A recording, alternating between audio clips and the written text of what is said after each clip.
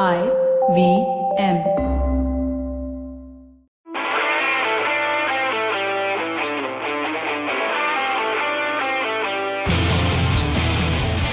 Okay, hello, welcome to Football Twaddle. My name is Saru. Baru refuses to come on this podcast till Arteta wins 2 games in a row. So, we have our dear friend back again, Azeem, the Chelsea fan. What's up? Hi, I think I'm going to replace Baru Bhaiya permanently. 2 games in a row is a pretty steep target, okay? I think probably if you win 1 game against Burnley, he should probably at least think about making a comeback. Correct. And we also have a person who only watches second half of United games. Yash, so what? What's up? Or I should say sub, because there's a second half of what's up. All right, why don't we start with United? And why don't you go ahead with the dialogue you always wanted to say in your professional capacity? Yeah, it was a game of 2 halves.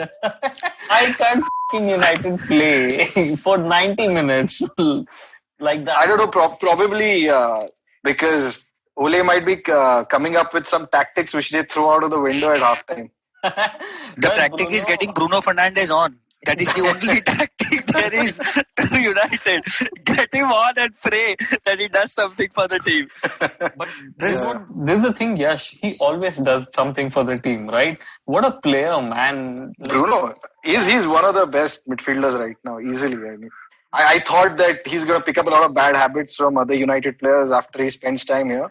But I don't think he scored even a penalty goal in a while. All his goals, assists, he's been brilliant for the last 1 month. Yeah, and you know why? Because he's picked up the good trade from Mexos. What? Commitment, perseverance, leadership. Bruno Fernandes, I feel, is a very dedicated footballer from the way he conducts himself on the pitch and the kind of energy level he gets to the football pitch. I think that is contagious for United. And as soon as he comes on, every other player in United starts looking different. Starts looking that they have they have more to offer on the pitch. There is only one player who doesn't look like that. That is Anthony Martial. He just he's inert. He's inert. Okay, it's called inertia. So you can't do anything about that. Does not have a reactive side to it, except if it is Lamela. Okay, if it's Lamela, then he will react. Yes, why do you think Bruno chose to play for Ole? I'm sure there were better managers like who would have played with him, right? Like, मैं जाऊंगा Ole तो anyway. No, but he's a childhood United fan. He said that he was a big fan of Cristiano Ronaldo when he was here, his compatriot. So he fulfilled one of his dreams by coming here. I think I have a theory that this was the only big club in the Premier League where he would have become the captain as soon as he came. Yeah, but he's not the captain now. He's not. But according to your theory, Azeem, he thought that United was so shit that I'll just walk into the team and say कि तू captain बन जा, leader बन जा, legend बन जा. But still, half the fan base do want him as captain, right? Yeah, I mean, I don't know how important captaincy is. But honestly speaking, I think if Maguire picks up a big long-term injury, Bruno will certainly be given the captaincy, and everyone will forget that Maguire was ever the captain. Even if he comes back, I think even he will forget he was the captain. Look at United fans plotting. If Maguire gets a long-term injury, we'll all forget. But wouldn't you miss Maguire if Maguire goes out with an injury? I think Maguire is a decent defender. He was actually. Yeah. I think he's not as bad. Yeah, he's not bad, but I mean, he's much more replaceable than Bruno is. That is there. That's there. So, for all the talk, Yash, Ole is only like 2 points or now. I guess 3 points behind the top 4. He's in 5th place, 2 points behind the top 4. Looks like today we're recording, they're playing a match against Leipzig. So by the time we actually get, they'll either be out of the Champions League. But if they manage to get a draw, he's doing a decent job, certainly. I mean, it's been that kind of season. I mean, that expression that something hinges on something, that this is a hinge week that United have. They have 2 very important games. One is against City and one is against Leipzig in the Champions League, and this will determine how the rest of the season is going to be in a big way. And probably given Ole's history, he usually wins the inconsequential games, and I think the Leipzig one is more inconsequential because United are not going to win the Champions League. So I think he'll do well in this one. But if United are not going to win the Champions League, what's the point in getting qualified and going into the next round? Yeah, that's what I'm saying. So Ole reached like 3 semi-finals, 2 quarter-finals. He wins all these knockout games, which sort of give an impression that he's doing a good job. And I mean, league form is much to be desired. I mean, at least in the last... It's not an impression. He is doing a good job. There's no doubt about it. Yeah, for him, he's doing a pretty decent job. Yeah. But I mean, I would have preferred more points, more wins in the league rather than reaching semi-finals of all these. But you have one game in hand. If that's a win, yeah, but you're already in the top 4. That's better than City right now. But see, I'm talking about this week. This week, the other game is against City. You also have a game in hand. So this is practically like a game in hand that the two teams are playing, right? Yeah. And City will leapfrog United. Maybe all the other big teams win their games. Then again, there'll be a little bit of a gulf. So if you ask me, I would think that the City game is more important than the Champions League game tonight. Yeah. I think even I would give more importance to City game because you only need a draw against Leipzig, and I'm pretty sure I think United have it in them that they can at least secure a draw. I'm serious. Okay, even I agree, but I mean United do things the difficult way. So I know. So but I don't know. I know exactly how that match is going to go. Leipzig is going to lead 3-0 at halftime. They'll be like then 3-3. They'll be like 3-3 in the second half with Bruno giving 2 goals and 1 assist. And just to piss off United fans, Harry Maguire will be the 3rd goal, which will take them to Champions League knockout. But no. Are we discussing the City game, or are we having it in another segment where we predict? Okay, the Leipzig one, I'm pretty sure United is going to pull through. I'm talking about the City game. There's no need to talk about this. The game will be over by the time. Exactly. There's no point talking about it, Azeem. Yeah. This podcast will come out like day after tomorrow. By the time we will know everything about it. Yeah, but at least about the City game, because I see United upsetting City. I see United winning. Okay, good for you. I'm sure Saru will agree with you, given how much, how little he thinks of Twaddle right now. I love Bruno as well. So I think I also love Bruno, and I think Bruno is a big match player. He will come to the fore. Rashford's in good form, so I am hoping for one counter that hits them through. And we know City can't defend. Okay, 1 or 2 counters, and that's done. Right. Oh shit! So much talk about United. Paul, Pogba, Yash. Why? Man. Mino, why is? But Mino is such a good. Mino is such a good salesman. Yeah. Mino is such a good salesman. No, I mean he has won 40-yard banger of a goal, and he's selling his player the next day. Yeah, but no, what Mino said also is right. No, he said if you want him, he's not going to stay right now. So sell him next year. You'll get some money at least. If you don't sell him, it makes sense. I mean, yeah, fair enough. I felt that's going to happen the moment they triggered that 1-year contract extension. Otherwise, they would have just tried to come up with a new contract rather than this extension, which is quite meaningless. Okay, last question on United. Would you send Pogba to Juventus and take Cristiano back? Yeah, with a heartbeat. Really? Like a 40-year-old Cristiano? Yeah, fair enough. I mean, I'm sure he'll score many more goals than Pogba will. Imagine Cristiano versus Dan James running competition. Maja aayega. Just like running and fast. The competitive attitude Ronaldo has, he will still want a way to beat Dan James even at this age. He will trip even Dan in the James. Sprinting department. He will trip Dan James. He might. He's capable of doing something like that. All right. Now let's move on to talking about some inconsequential players and their team. Arsenal. Oh my God. Azeem, my friend. What is going on?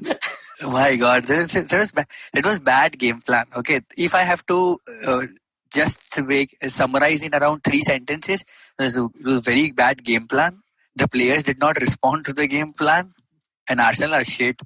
Wait, hold on. If it was a bad game plan and players didn't respond to it, how do you know it was a bad game plan? They were at least trying to implement the game plan. Like they put in 44 crosses. My God, 44 crosses for whom? I just read a stat which tells Aubameyang only has 2 goals from headers for Arsenal. I actually wanted to check this, so I saw AFTV videos. It's 3. Okay. That's 3. Okay, but 3 goals from headers, and you're putting 44 crosses in for that striker. Who scored 3 header goals? They were probably hoping for Dyer to score an own goal or something. Zuma has more headers in this season alone. Dude, man. What are you talking about? Before we talk about tactics and everything, yes, there was a stat where I read that I think Arsenal has more false throw-ins than number of goals. Hector Bellerin can't even Yeah, score. five false throw-ins and 4 goals. Exactly. Dude, Hector Bellerin should just give up, dude. He should just give up. What's the point? I mean, Arsenal should sell him as up. I don't know what the point Who's is. going to buy Hector Bellerin? Why would Dude, anybody buy Hector? I don't know, man. Real Sociedad or someone in Spain. I don't think even England is buying him. They're leading the table. They don't want to destroy themselves. Yeah.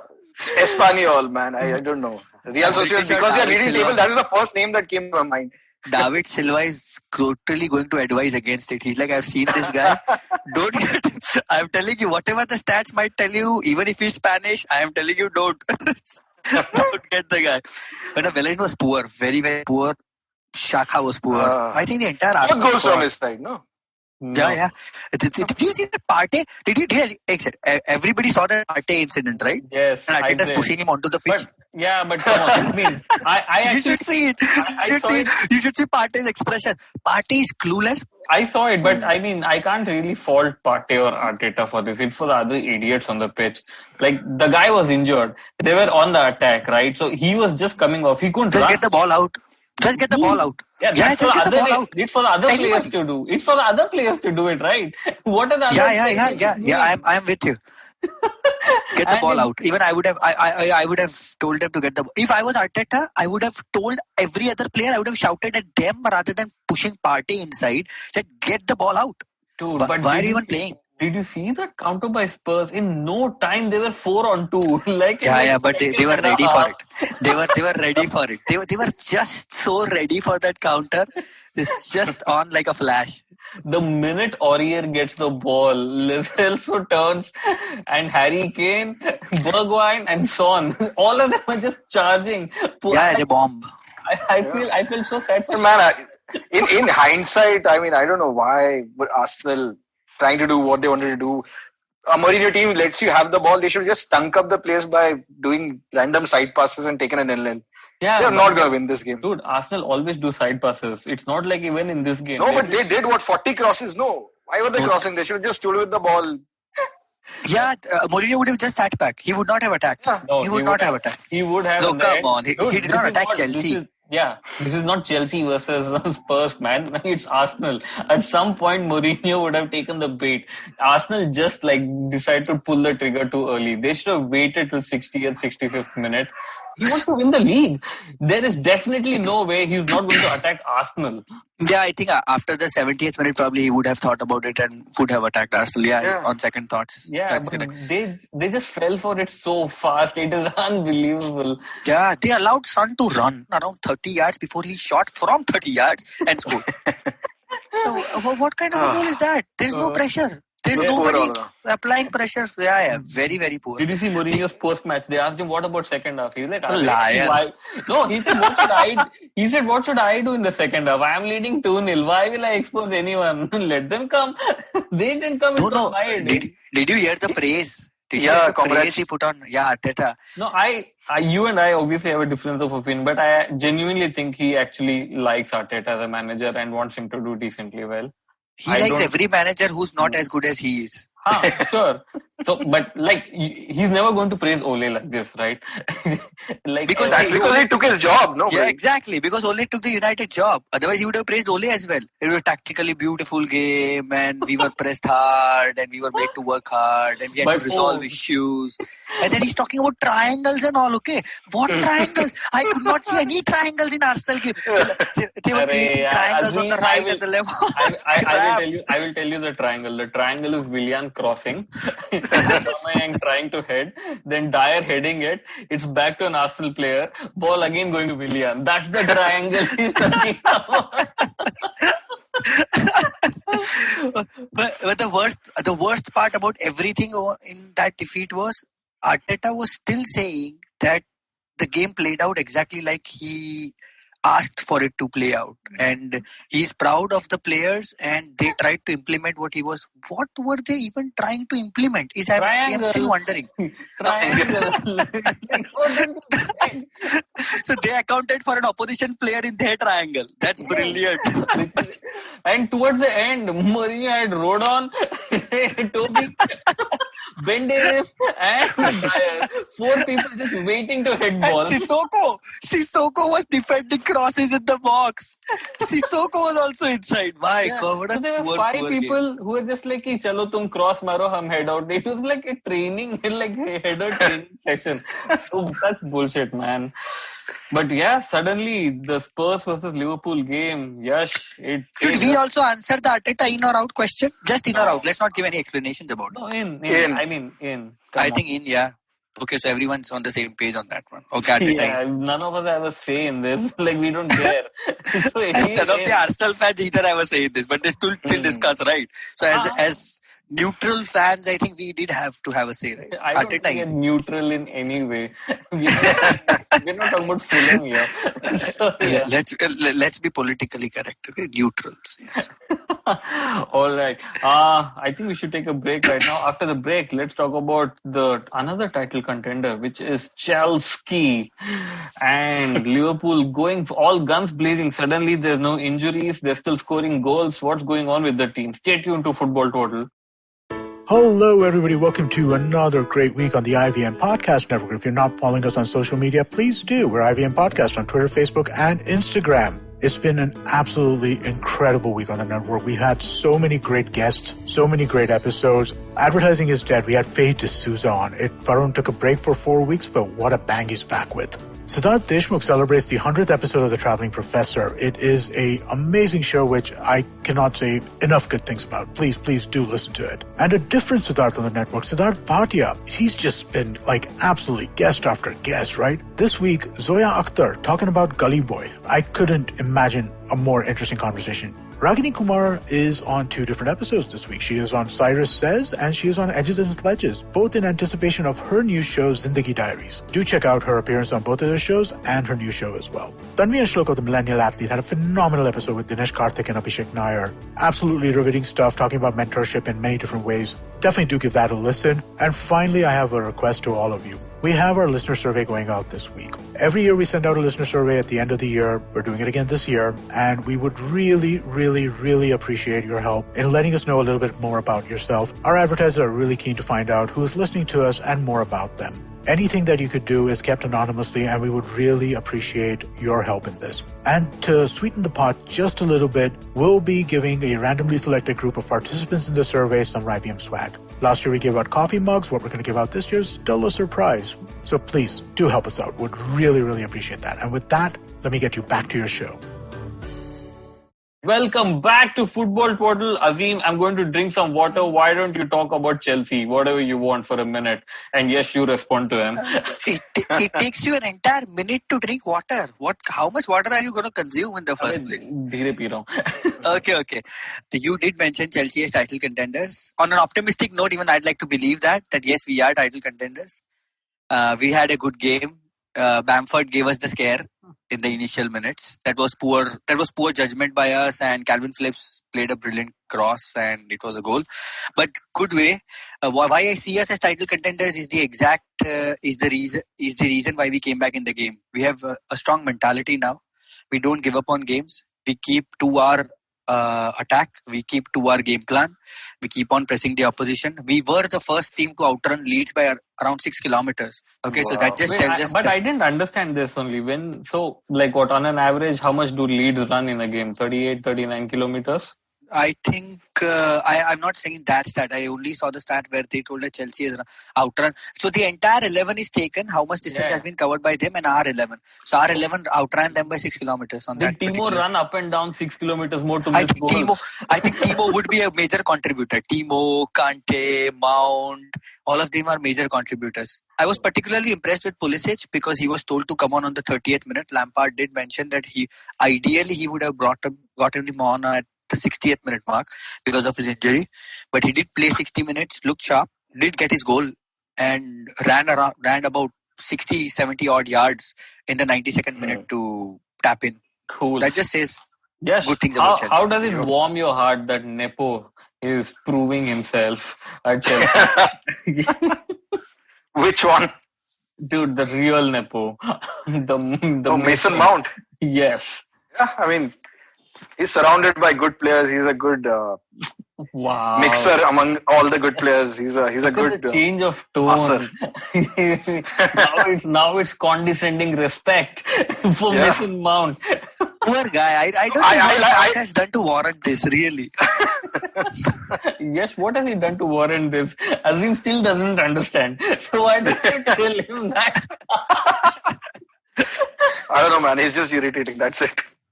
Mount's a very, very improved player this season. Saru might be able to corroborate this one because he does see all the Chelsea games. From last season, if you will see him, he's an improved player. It's not that like last season there were games where he used to just run around like a headless chicken. Okay, that running is still there, but it's improved. He knows where he should be, what he has to do with the ball. I can see why Lampard trusts him in the midfield.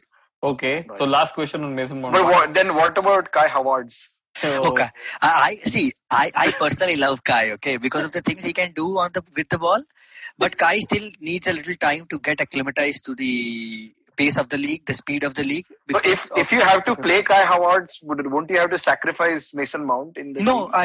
I think the way we started with Leeds is our strongest formation. We play with 2 number 8s and Kante sits back and she's number 8. Just tell the players' names. What is number 8? Yeah, Mason. We play both Mason Mount and Kai Havertz. Havertz would be the attacking midfielder and Mount would be taking care of the defensive duties. Oh, come on. That was last season. Okay, this season he is more of a chicken with a head, probably. Yeah. Headless. Yeah, but I'm hoping for good things from Mount this season. But Saru, I think does this prove the needle of judgment more towards fraudulence for our legendary coach?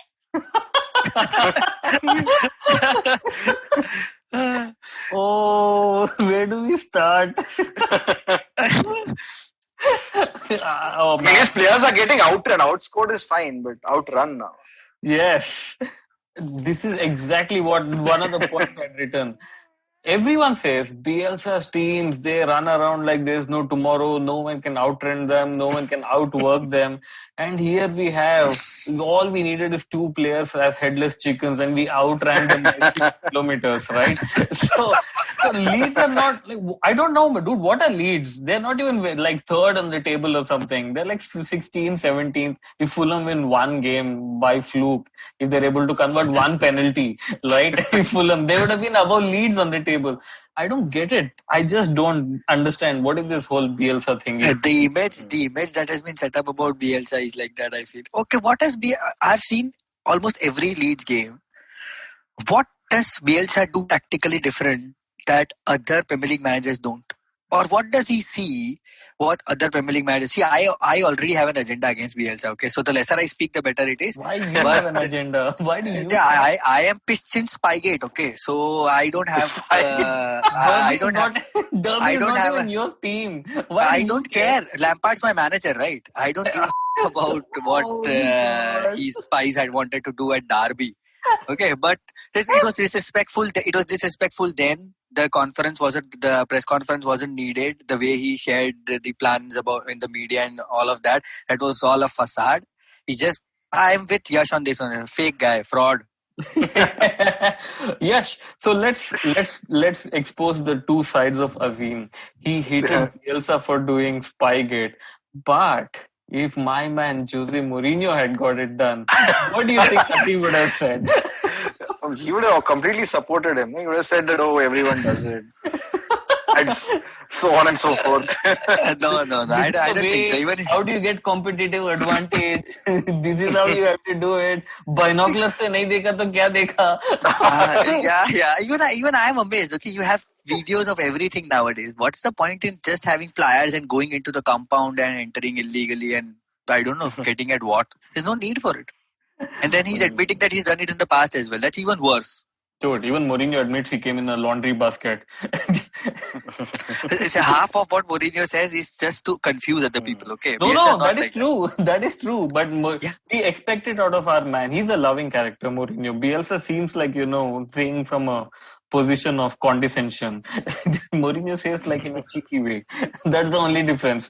All right. About Liverpool, quick guys. The injuries don't affect them. Corona is not affecting them. What the is going on, Yash? Like, why? Why are they not losing games? I guess whatever champions momentum and all. They didn't really have to push hard in the last 8 games because they were already crowned champions. They're not crowned champions. They were almost always there. Almost there.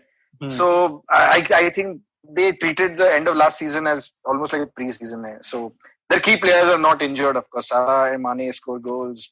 Jota is a fantastic signing. So yeah, I mean, it's working out well for them. So you still think they're the favorites to win the league this year? Yeah, one of the favorites. I think Spurs now are legit. Really? I mean, as good. 2.5 weeks is the longest Spurs has been in any title race. So Yeah. I'm sure in like 8 months' time, Mourinho is going to put out this and say, I'm the most successful Spurs manager ever. 3 hafte to right title race mein. Like, what do you want from me? Yeah. All right. The games to look forward to this weekend. Azeem, what's the game for you? Oh, it's a Manchester City derby, of course. Because I'm supporting United. I'm supporting United for the win. Remember? All right. What's your prediction for the score? 2-1 United. And who's going to score? Bruno Fernandes a penalty, and Anthony Martial to rub it in. Oh and God! Then he'll do that ear celebration. Okay. I can't hear you. Dude, with 2,000 fans, he probably can't hear anything. Whatever, he'll still do the celebration. He'll score an outrageous goal. He'll go past 2-3 players and score one. Yeah, that would be some fun. Before we come to your game of the week, Yash, there was a comment I saw on Twitter where, fans are allowed in the stadium now. And they said 8 months of no fans in football, and within 20 minutes, they started booing their team after entering the stadium. Was this Arsenal? No, they haven't got to the Emirates, right? This was some championship team. The whole Millwall controversy. Oh, that's damn sad. Oh, yeah. No, not the Millwall one. Millwall one is disgusting. I'm talking about people in the game. All it took was 20 minutes and they started booing their team. They're like, why are you watching this crap? So they're like, after 8 months, you're entering the stadium, guys. At least laugh for a game. All right, yeah. What's your game for the week? I think Everton-Chelsea. Everton seemed all that at the beginning of the season. If Everton loses, I think they're done. And besides that, for some reason, I don't know why is this fixture not a big deal for Chelsea fans, given that Ancelotti is one of their greatest ever managers. Dude, Ancelotti. That way, we have an entire directory of managers who have been great for us. If every game we start... Just Mourinho, him and Conte, and maybe Bobby. And probably then you'll count Scolari also, then Boas also. How is Scolari a great manager? Dude, he got sacked in 6 months. Whatever the case. But yeah, I mean, there's no hype around it, is what I mean. Like, he's one of the 3 managers who won the Premier League. It's almost like he's a forgotten guy, no? I think it's because Everton are not at full strength, probably, and they have not been there. They just drew, right? They drew this week. Ancelotti doesn't get as much press, dude. I mean, if you have to talk about genuine superstar managers, there are only 3 in the world. So, 4, right? So, they're the only... Okay. I'd like to know the names of the 4, then you can move forward. 4? Dude, it's simple. It's Pep, Klopp, Mourinho, and Zidane, probably. Like, who else? Yeah, fair enough. And Yash and I thought Koeman is a legendary manager, dude. He's a legendary player for sure, but... Being legendary manager is fine. For attracting press, did you watch the Spurs All or Nothing? Harry Winks was shocked. He's like, never in my life have I seen so much Twitter, Facebook, or social media talk. Yeah, Mourinho gets that. He's like, it's all over the news. There's nothing else in the news, right? So Ancelotti is not that kind of manager. But talking about Ancelotti, he is going to invite Mourinho to his house when Mourinho is going to play the Marines for the FA Cup, because Ancelotti lives close by. He's like, I'm definitely going to invite him, and we both are going to hang out in my house after the game. So if Mourinho loses it, it's going to be quite disgusting. At least to enjoy with his ego. The energy levels of the room will suddenly drop. No. I think he and Ancelotti are quite friends now. They're not the 2009-10 Ancelotti Mourinho fight. They're actually quite all these pally types now. So yeah. All right. All right. I think we are just about done in time. Yash, man, I have to tell you, it's good being a United fan. Why? Sure. Because the matches are entertaining. There's too much drama. Yes. Come on. Would you rather be a United fan or like a Crystal Palace fan? That's not really an option. No, I mean, I'm not born in Crystal Palace or wherever. Okay, Crystal Palace is. Would you be a United fan or a Liverpool fan? Yeah. No, I'll say United only. No, why would I say Liverpool? Probably you might have Liverpool. It's easier. Even if there are injuries. Do you want? Probably if I started watching football right now, I was 10 years old or something. Then yes. Okay. Would you? Possibly. No. I think the question is: do you prefer the entertainment you're getting or just boring 2-0 wins? 4-0. No, dude, I'd prefer winning for sure. Player. We expect better from Yash. Yeah, exactly. This is like the saddest answer. With Alexis Telle, a player like that, and you do not know adventure. Not fun. Yeah. वो क्या करेगा? He trusted Bruno and he came. भैया, he looks at Bruno like भैया ball कहाँ डालूं? Oh my God! But everybody looks up to Bruno. If Bruno's not around, they are lost. The first half was comical. Okay, the first half everybody was searching where should we pass the ball. Dude, very bad. Other than Van Bissaka plays the same whether Bruno is there or not. He is just like trying to slide tackle. That is only job, I think. Yeah. Well, that is forte. Yes. Yeah. He never puts in a standing tackle. How many of you have ever seen Van Bissaka putting a standing tackle? They are rare. That's why I'm asking. All right. He will just slide. Okay. Anyway, I think we're done. We're running over time. Azeem, thanks a lot. Always a pleasure, Saru. Yeah. And Yash, see you next week.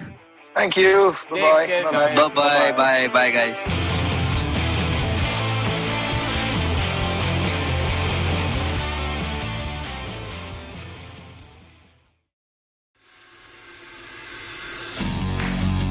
Are you looking for India's most awesome cricket podcast? Are you now tired of listening to the same old guys drone on about cricket everywhere? Edges and Sledges is a weekly cricket podcast hosted by 3 fans of the game, Varun, DJ, and myself, Ashwin. It was established in early 2018, has over 60 episodes now, and is of course now proud to be on the IVM Podcast Network. Each week, we get together from 3 different time zones, the USA, the UK, and Singapore, and we talk about things from the world of cricket, with a focus on Indian cricket. We often interview special guests from all around the world, including former cricketers and cricket media personalities. So check out Edges and Sledges, the cricket podcast, now on the IVM network. पेश खिदमत है आपकी शान में हमारे अंजुमन से. Hi, I am Sadaf. And I'm Arshit. खाने का इतिहास, economics, policy, psychology, सब है मेन्यू पे. Only on the Naan Curry podcast every Wednesday. सिर्फ IVM podcast ऐप या वेबसाइट पर या फिर जहां से भी आप अपने पॉडकास्ट सुनते हो.